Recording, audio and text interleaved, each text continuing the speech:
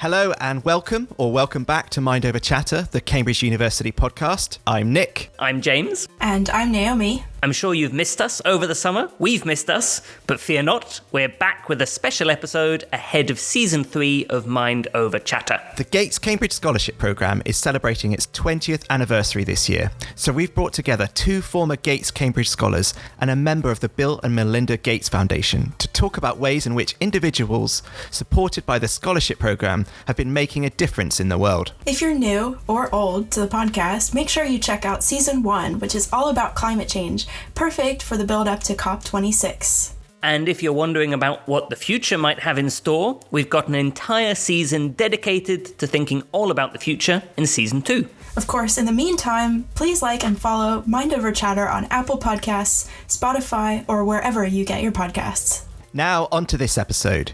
It's a slightly different format, meaning it's just me, minus James and Naomi. In this episode, we're going to be talking about how education both preserves inequality and how it can help us to overcome inequality. And we'll be exploring this from an international perspective, looking at education in places around the world, such as the US and Pakistan. So, who were you talking to in this episode? Well, I talked to... Hi, I'm Aya, and I am a PhD candidate at the University of Michigan. And... Hi, I'm Sara, and I am the Director of Early Learning and Education Pathways at the Bill and Melinda Gates Foundation. And... I'm Arif Naveed. I'm an Assistant Professor of Education and International Development at the University of Bath.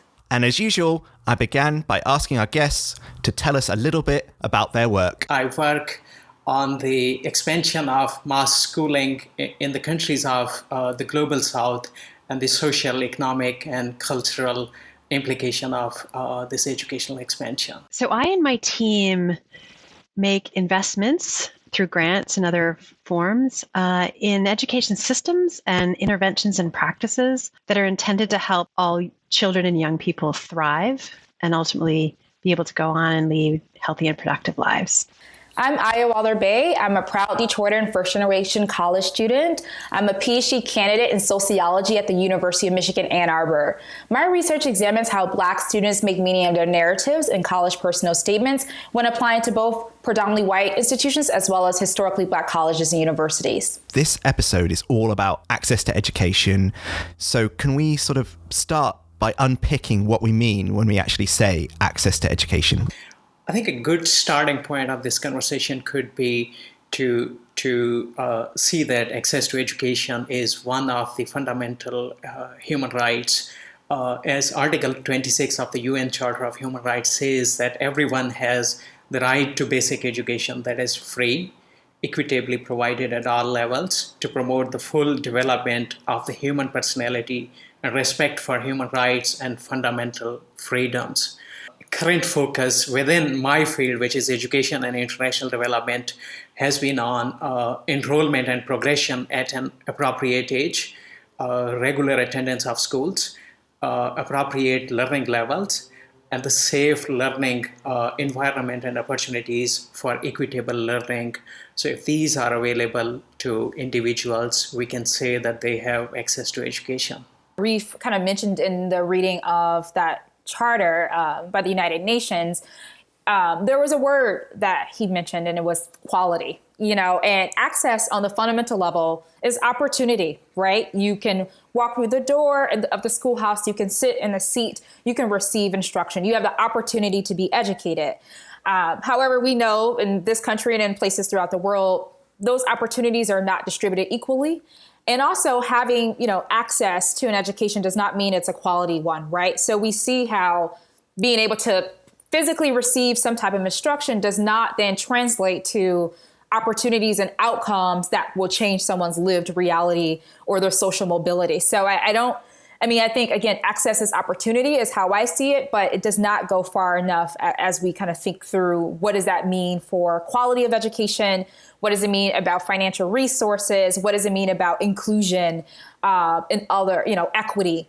Access does not go far enough in the conversation. Yeah, I think that was a great definition, and would just agree that, we have to think about access to what. And so if the what is wildly variable and isn't actually producing the kind of support needed for a young person to ultimately thrive as an adult in their context, then that's not really access to education in the definition that we'd want to see. So I think kind of getting back to like, what is the purpose of educating people, and what is it we're trying to give people access to has to be part of the discussion versus just, is there a school? Is there a place to go? Is there a teacher? Can we dig a little deeper here and talk about some of the wide reaching barriers in the countries you work in? Sara, I'll just go straight back to you here. Yeah, I mean, I work in the North American context, so we'll be curious to hear Arif's answer as well. I mean, I think, even though we've had, public education available at the elementary and then high school level for over 100 years, universally in the United States and in Canada and other OECD countries, there are just long-standing institutional barriers to equitable distribution of resources. Some of those were intentionally drawn along racial lines in the United States and in Canada that we're still really trying to overcome. One of the things I find interesting, having grown up in Canada and then have lived my adult life in the United States, is the sort of underlying difference in how the idea of access to opportunity plays out in different countries. Whereas in the United States, education has been designed to be a very local affair. There are 3 layers to the system. There's the federal level, the state level, and the individual district level, and then the school level. And you have decision-making powers at all of those levels around the use of resources. And so that produces just extreme differences in what's available and what's delivered and what the outcomes are, compared to some countries that have a more centralized, sort of centrally controlled way to provide access to learning opportunities that are more standardized. And I think you can argue the benefits and pros and cons of both of those things. But certainly in the American context, our history of, inequity dating back hundreds of years is still playing out today in the way resources are controlled and made differently available to children of different racial and socioeconomic levels and across geographies. So Arif, if we're talking cross geographies, it'd be great to get you to talk a little bit about here. So how is sort of education in developing countries, particularly in the global south, sort of being talked about? Like, how is education sort of policy being formulated? To connect with what Sara has said, I work on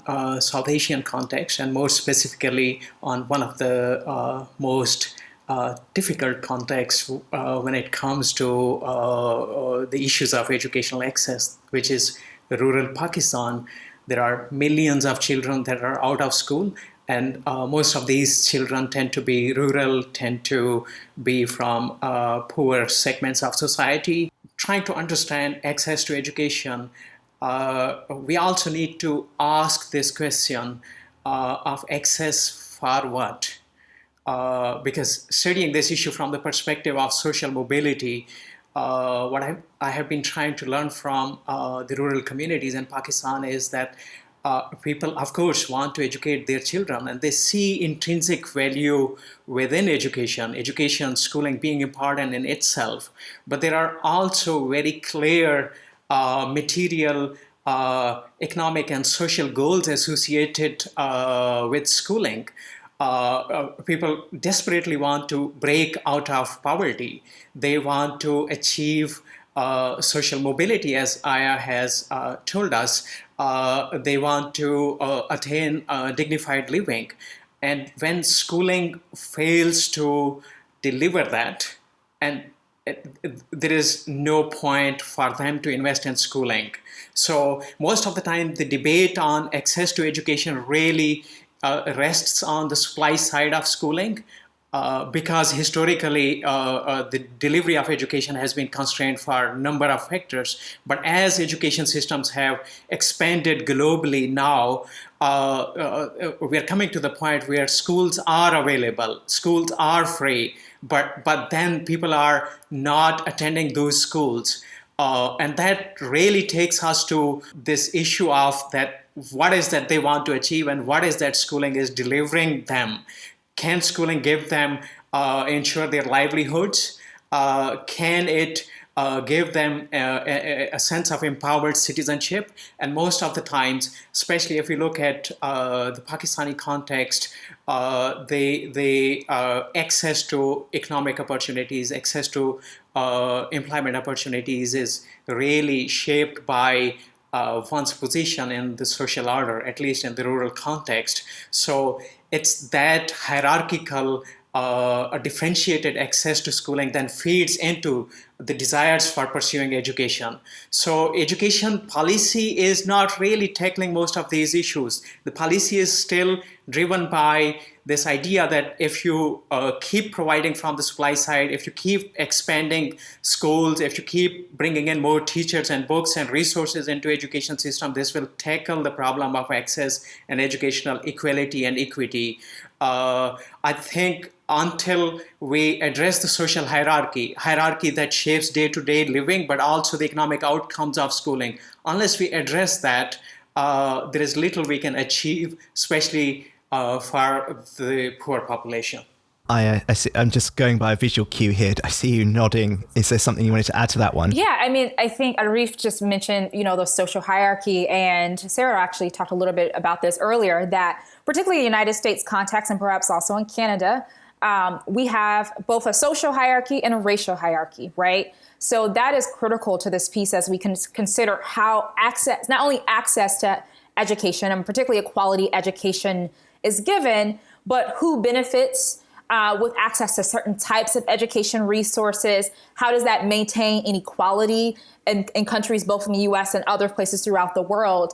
And again, unfortunately, in the United States context, I mean, whiteness is privileged, and it also contributes to how resources and educational opportunities are distributed and who benefits from certain resources, right? And what I mean by that specifically is, so often whiteness in this country is associated with, more wealth, more intelligence, and et cetera. And therefore, you see, schools that are school districts that have more white students tend to also have more access to resources, better access to textbooks, more access to extracurricular opportunities. Those schools are in suburban neighborhoods, and those students tend to have parents with higher educational attainment, right? So there's this loop of race and also class working together, which often is creating more disenfranchisement from those from lower socioeconomic backgrounds and those from marginally excluded or racial backgrounds as well. So I think that's an important piece to this conversation, both in the K through 12 space, but also in the higher education space, which is in the realm that I do my own research about how certain institutions, particularly predominantly white and historically white ones, our Ivy League institutions, right, still dominate the discourse as it relates to who has access to opportunities, what schools are better quality, and et cetera. And those tend to be our white institutions, our majority white, historically white institutions in this country. Yeah, and the insidious thing that, just building on Aya's point, that shows up even within a school district, if you have a school district in the United States that covers, a geographic area that has different income levels, et cetera, you will see within that school district differences in access to quality across schools that technically should sort of look and feel the same. And it is often divided on racial and socioeconomic lines, who has access to what. And that tends to be because of the political and social capital of the parents in certain neighborhoods versus others, their ability to raise money and contribute other things or to fund campaigns to sit on school boards. That decision-making around what's going on in every school can look really quite different, even within the same school district. And that produces different outcomes and creates this self-reinforcing vicious cycle that Aya was talking about. Within rural Pakistani context, these stratifications are evident in the form of land ownership, caste and kinship, religious identity, and gender. So it's not just access and enrollment, but also once children are at schools, the social relationships within schools between students and teacher and students, and also the contents of schooling and the way that is delivered, those are heavily shaped by one's position within that social order. Sarah, from your perspective, what can institutions and schools look to do going forward to help students thrive? One of the sort of constructs we've been working against for a number of years, both in our K-12 and our higher education work, is the idea of designing schools to be student-centered, and to be community-centered. And so to sort of recognize the sort of assets, aspirations, energies, interests of the community and the students themselves, and to organize around supporting the journey of those students through the institution to get to the outcome in ways that are attending to what their needs are and their interests, versus a sort of institutionally driven kind of decision-making process. So, at the higher education level, that means to create better information and guidance around what opportunities really are available in the institution and how to access them, and to make sure those are being delivered directly to students in ways that are very engaging. At the K-12 level, it's also meaning, how do we organize instruction? Like, how do we, move from a teacher-driven, teacher-centric model to more of a student-centered approach that is really honoring the interests and ideas of children and young adults in their education versus just delivering content to them. So some of those ideas seem promising in terms of being able to really support young people coming from a range of different backgrounds to achieve their full potential. But there's a long way to go, because we've set up schools much more in a sort of top-down, sort of institutionally driven way and teacher-driven way. And so this requires breaking down the culture and routines and methodologies for instruction in ways that are, new for teachers, and shifting the lens from the content to the student and what the student needs requires sort of a shift in a paradigm. It's almost the perfect time for something like this to happen, because students and teachers have essentially relearned their entire careers and professions or education methods over the last couple of years. So I guess it's a twofold question. Is it possible to sort of improve learning at scale, but also learn things and implement things at a local level then? I think this question is a really good one based on what you and Sarah just mentioned. So what we've learned, particularly in this moment, this global pandemic, that there is a lot of problems as it relates to our education system, right? So I think, frankly, a lot of the improvement in the learning environments are going to come from larger structural changes. So what I mean by that is, number one, we saw the digital divide, right? So we saw that going to a remote educational learning environment meant that people who did not have access to high-speed internet, people who did not have actual laptops or cellular devices that had Wi-Fi abilities to connect to Wi-Fi or internet services, were not able to log in to their virtual classroom spaces, right? So we need to change the structure of that, right? We need to make sure that, both inner cities, rural communities, all throughout the world, that there is some type of internet connection, right? That's a basic resource that unfortunately still so many people, even in cities like my hometown of Detroit, don't have access, right? So that was a huge issue that we saw. Food security. So for a lot of young people, the classroom or the schools are where they are getting their meals, right? That's where they're getting their lunch, their breakfast. And now some schools have hot meal services and et cetera. So you saw school districts having to create those resources to ensure that young people were still being able to eat so they can learn, right? And then we have the housing insecurity, right? So we also had, within this pandemic, people unable to afford rent or mortgages, and that created a wave of instability for young people to have a learning environment. So we see essentially that how we can improve the learning environments, particularly at scale, that happens outside of the classroom, in my opinion. There are larger and critical infrastructural differences that have to be implemented to ensure that that young people can have access to high quality education. So I see that being a part of this conversation. Of course, we have the tracking that happens within schools, and by tracking, certain students are identified as higher achieving. Those students tend to have higher socioeconomic backgrounds, so they're more likely to be in the advanced courses. And we see that even within schools, right? Schools that have racial diversity, if you will, Students of color are less likely to be tracked or placed into those classes for a host of reasons, often discrimination, frankly. So we see those things. And then we also have the disciplinary thing. So students of color are more likely to be disciplined within school environments, right? So we're pushing them outside of the classroom. So there are a host of both school level decision makings that could change. But more importantly, I think there are some institutional structural changes that have to be put in place so students can actually learn in the classroom. I think it's quite clear from the experiences within the global north and beyond within the global south that the struggles for educational inequality have to be fought outside the schools first. So the inequality, when that's so massive and everywhere, then there's little that schools alone can do in terms of making some administrative changes within their education system. The question that what could be done at the local level and that's scalable as well. Now, what is happening within my field in education and international development, it's heavily driven by global best practices, which are picked up from somewhere and imposed, attempted to be transposed across the globe.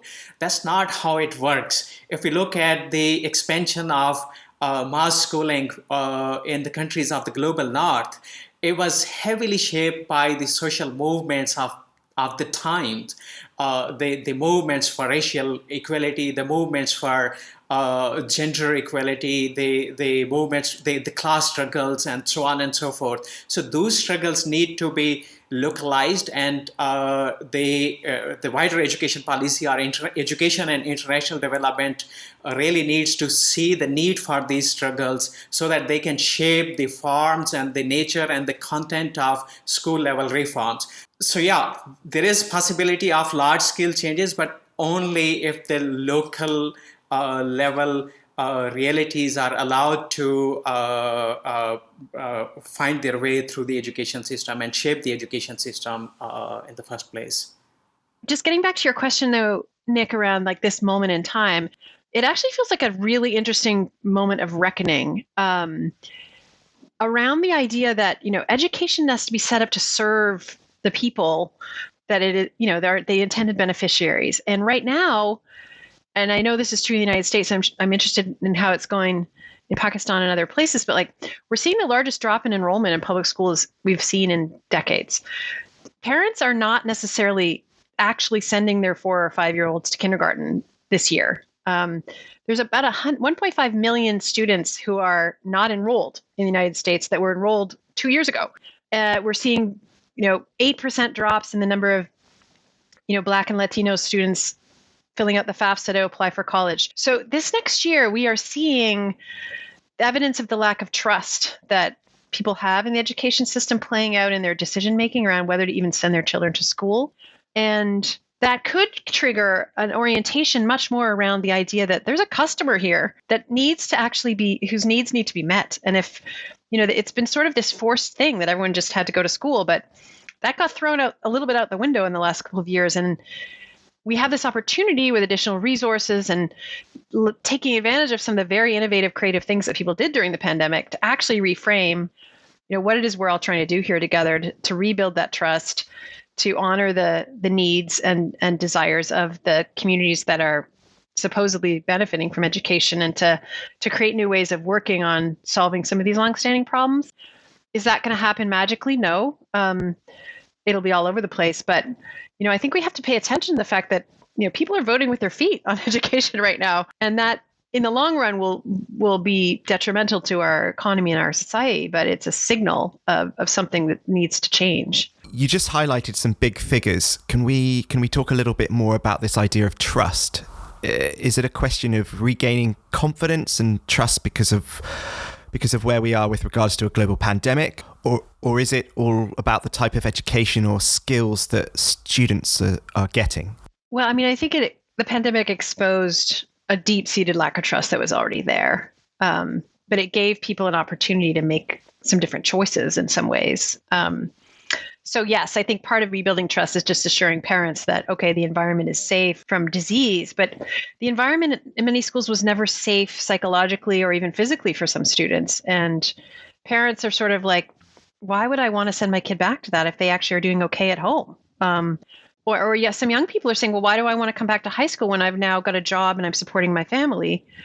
These are very rational decisions. And hopefully they're going to put pressure on the system to actually address the underlying issues that were already there, that got revealed in more stark ways during the pandemic. I see Arif holding a book there. I don't know if that's a cue. There's this great book, The Death of Human Capital, which has been, it came out last year.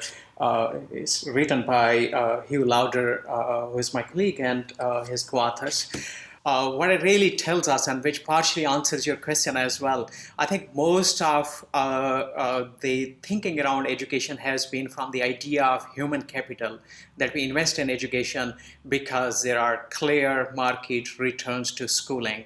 So the whole planning around education, at least in not just in the countries of Global South, but everywhere, the justification for investment in education has predominantly been through its economic returns. But what does evidence tell us now is that the link between human capital and its returns is fading with time. The human capital theory really tells us, it only helps us by addressing some of the supply side issues of the labor market, that how to provide skilled people. But the connection between the skills and the job, between education and jobs, that's not addressed by the way we have been thinking about education. So with the massive automation happening at this point, or the overall wider changes within the economic production within countries and at the global scale, are really taking the issue of the promised returns in terms of jobs really out of equation. So why should people get education? I think we need to begin rethinking about the whole idea of education and its purpose. And Arif kind of went in the direction I was going to go in, particularly thinking about higher education, right? So I think some of these decrease in numbers is this reality that the ROI, the return on investment, is not where it needs to be, particularly with the level of student loan debt that many college-going individuals have, right? So I think in the United States, it's $1.7 trillion in student loan debt. And then you see disproportionately African-American college graduates own, on average, I think, $25,000 more in student loan debt than their white college parts, but they are not gaining access to the same types of kind of jobs post-graduation where they can actually, pay that debt back. So I think that's part of the issue that we see, that higher education in particular is actually starting to exacerbate some of the inequalities that we see in the labor market as well. So I think that is part of it. Going back to the K through 12 piece, though, we're also seeing how individual decision making, so parents choosing to opt out of the public school system to homeschool their children, that is actually facilitating some more inequality, right? So you're seeing parents who have access to resources, who can stay at home, who can work remotely. We saw there was a huge I think it was a New York Times article last year when they were talking about these kind of parent pods, these educational pods where parents were creating these kind of in-home learning environments in this, in the suburban neighborhoods where people would drop off their children and they would learn together, and they can hire tutors, or they can have a parent stay at home to help facilitate the learning. People who live in households where parents have to work or are essential workers, we're not able to kind of benefit from that same type of additional learning. So I think there is both this distrust because we don't know what's happening in the K through 12 system because of the pandemic, and also some of the ever shifting policies.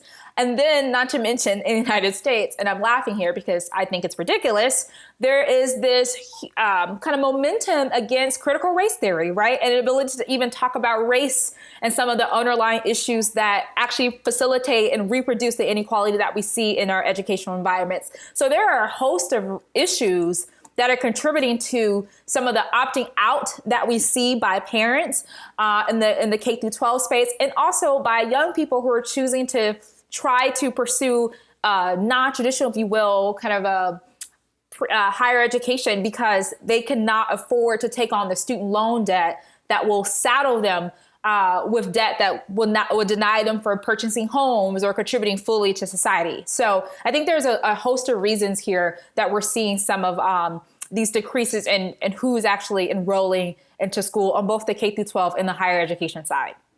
We're starting to talk about loan debt and fees and access. Can we talk a little bit about how we fund education at the local, state and national level?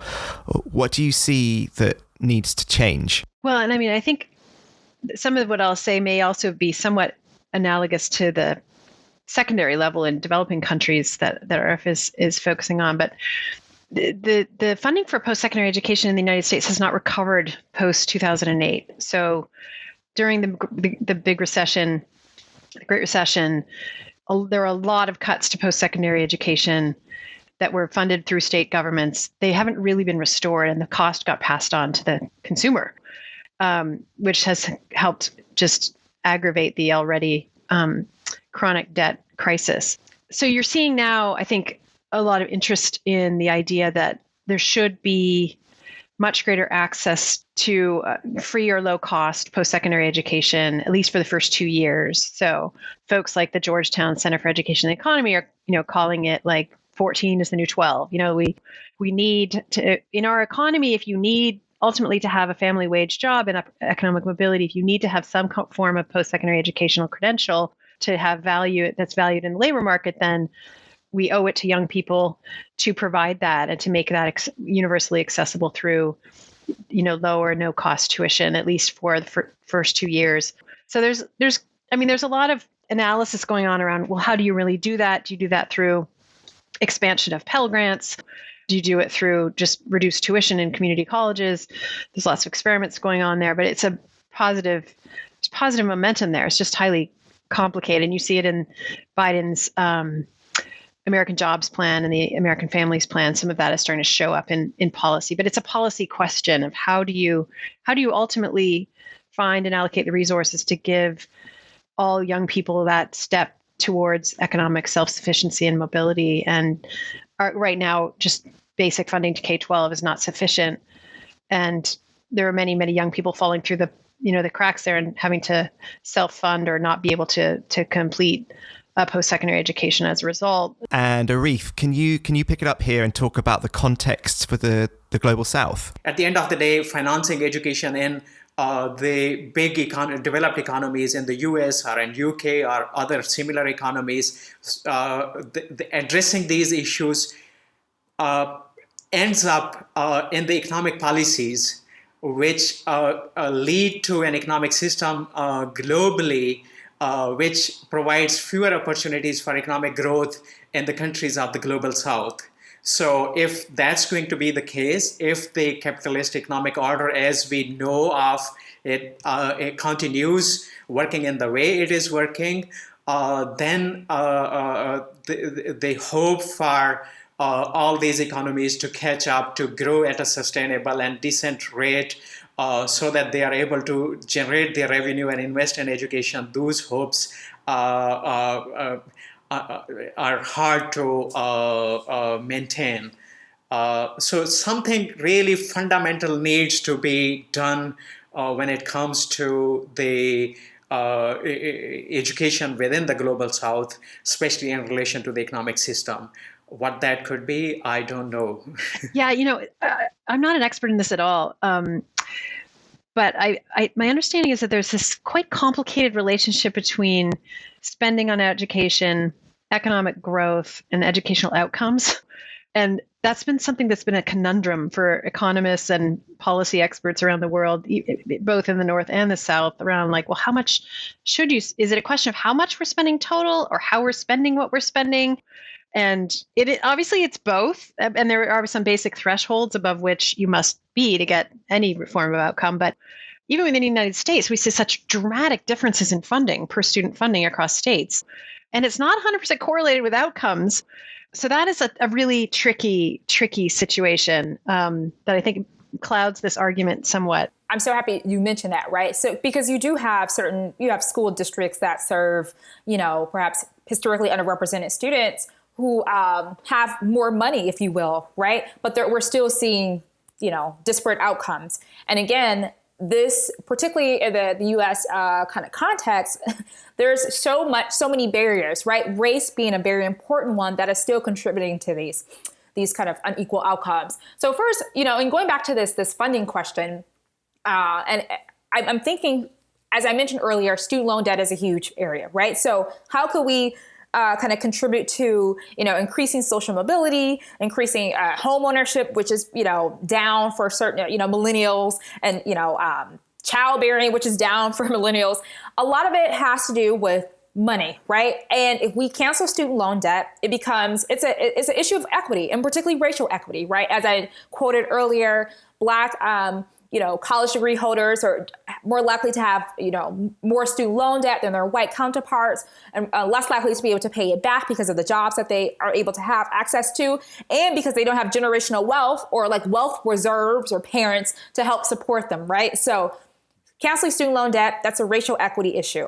Then you think about philanthropy, right? So we just, Mackenzie Scott, and in December, said she was making a commitment to donate, I think, $4.1 billion to both organizations and also 35 colleges, including community colleges, historically Black colleges and universities, and also schools that enroll large Native American populations, right?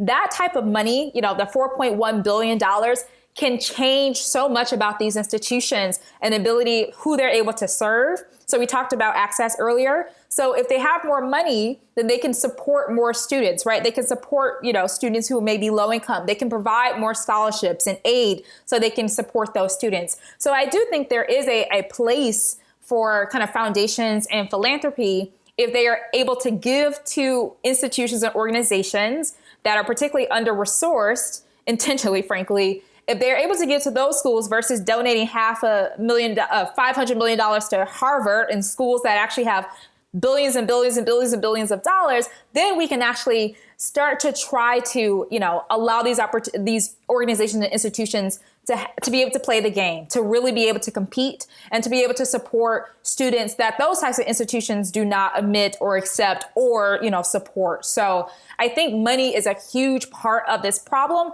but we cannot disentangle it from race, right? And who has access to what resources and are able to, and who are benefiting from certain kind of cash reserves. So I think it's a very intricate kind of component to this larger story. Yeah, I mean, I think that if we're talking about aid or philanthropy, being clear, like there's a way that philanthropy can showcase excellence, can help build basic infrastructure, can, sort of create leverage and tipping points for organizations to go and then get other sources of funds, to create space for innovation and supporting new ideas to come forth around education.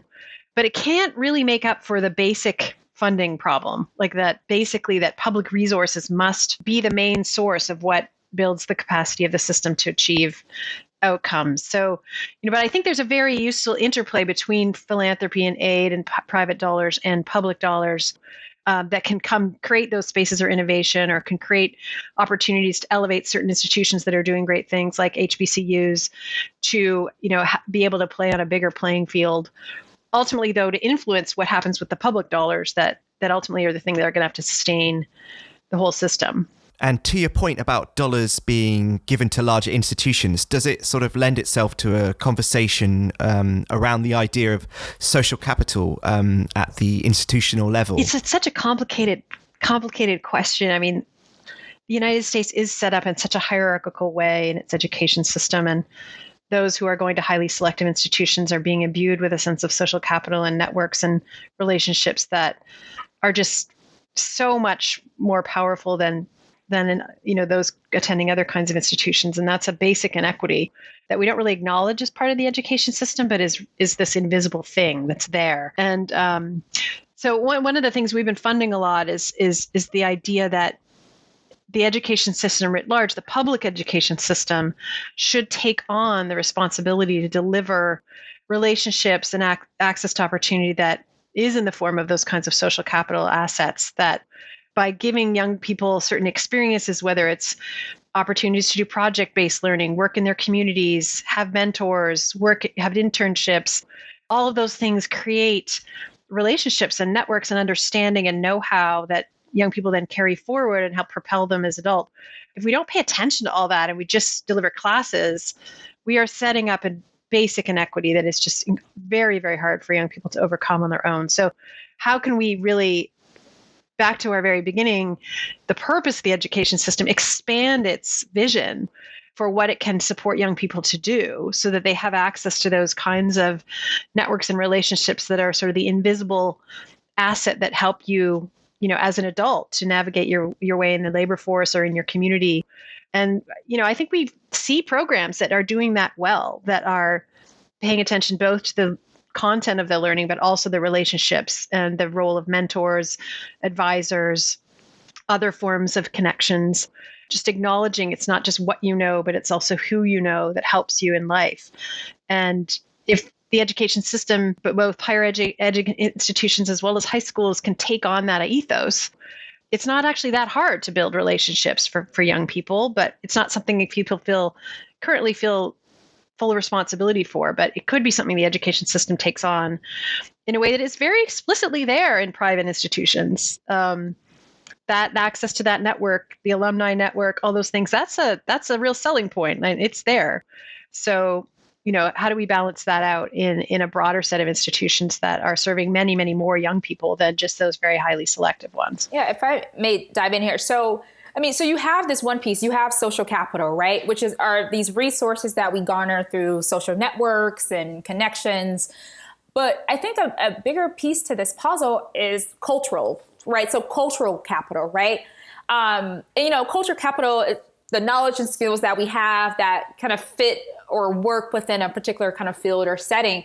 And what we see is marginalized or students from historically kind of oppressed or contemporarily oppressed backgrounds, they come into these spaces with cultural capital, right? However, the cultural capital that they maintain is often not legible, right? It's not recognized, it's not valued. So consequently, we tell them that they must change, right, to fit the setting to gain access to the social capital, right? So how you present yourself, how you show up in the classroom, in the K through 12 space, or in higher education, we tell young people that how they show up, especially if they speak a certain way, they dress a certain way, they look a certain way, we tell them that won't give them access to the social capital that is necessary to get a high-paying job. Consequently, we tell them they have to kind of fit this mold. I actually think that's part of the problem. We need to have an educational system that honors the diversity in experiences and the way people show up, as opposed to telling them that something's inherently wrong with how they show up in the world, and therefore they have to change themselves to fit these molds to gain access to these resources and networks, right? I think until we change, how we let people show up, and we do see this shift happening. I think the working from home culture, I'm going to have these sweatpants on and still do my job equally well culture, I actually think is going to help us challenge that a little bit. But I think, unfortunately, if we tell people that they have to only narrowly fit this box, that again appeals to whiteness, right? Because social capital, how we understand it, frankly, is how do white people network? How do white people leverage their resources to be executives and et cetera? And then we tell everybody else, that's what you do. That's what you have to do. Until we kind of shift that culture, it's going to be this cycle of students from underrepresented, marginalized, and oppressed backgrounds having to shift and mold themselves to fit some type of standard that they will never be able to satisfy, because they will never necessarily truly have that kind of cultural or symbolic capital that white organizations, institutions think is necessary to be successful in those places. Yeah, I think the good news on this is that we recently did this 4,000 student research project where we focused mostly on Black and Latino students between the ages of 16 and 21. And we really were out there asking them, like, how do you see your future? How do you define success for yourself? How do you architect your pathway to your future? Who's helping you? A whole bunch of questions.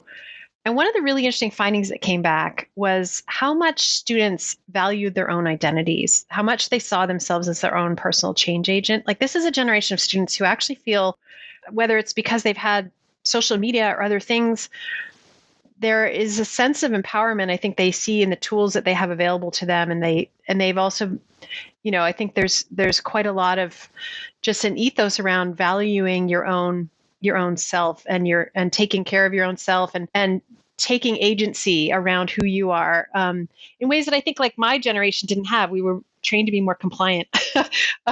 So that's really exciting that young people see themselves through a very positive, culturally affirming kind of way. But that doesn't mean that the institutions they're going into are ready for that. And I think Aya's point is really well taken that, how can institutions become much more student-centered and see those attributes and backgrounds and lived experiences and identities as huge assets to bring creativity, to bring diversity, to bring new ways of doing things that often are going to be better for everybody. So I think that's both the exciting potential, but also the big challenge for education systems, at least in the developed North at the moment. I think these are great points made by Aya and Sara. Of course, what is called as social capital, which is deeply problematic concept because what is deeply hierarchical and political is given kind of a depoliticized notion. But of course, it matters a lot. It shapes life chances of individuals. And educational institutions are really fundamental to that social reproduction that takes place in society through these networks. Now, the choice is either we help students from the disadvantaged backgrounds to excel on the game, to be really expert in playing that game, or should we help them actually to question the game, to critically look at these practices and these relationships and alliances and solidarities and how they take place and how they work out, how they play out, and how they perpetuate inequality outside the education system. I think if we are taking it in a depoliticized way, if we are helping students to kind of develop their own social capital, there will always be inequalities. Even let's suppose you promote this wider social capital within one school, then there will be hierarchy between one school and the other. All sorts of hierarchies will always be there. But if the education system is critical enough, if critical race theory was mentioned here, that's one of the ways of deconstructing these social hierarchies, which are absolutely arbitrary, but only they become arbitrary when we start questioning them, when we start looking at their arbitrariness. Otherwise, we accept them as natural order because we are really trying to fit in within those modes. So I think education can play a really big role, but only if there are critical thoughts which are given to students early on. Well, that brings us to the end of this episode. There was so much interesting stuff in there. I don't think I fully realized before how much education can help and hinder equality, or how different educational circumstances can be around the world. If you enjoyed this episode, please make sure to check out our episode on what a more just future might look like. You can find that in Season 2. In the meantime, make sure to leave us a review on whatever platform you listen to your podcasts. And, as ever, please spread the Mind Over Chatter word. A huge thanks once again to our guests, Arif, Aya and Sara. And stay tuned for the next season of Mind Over Chatter.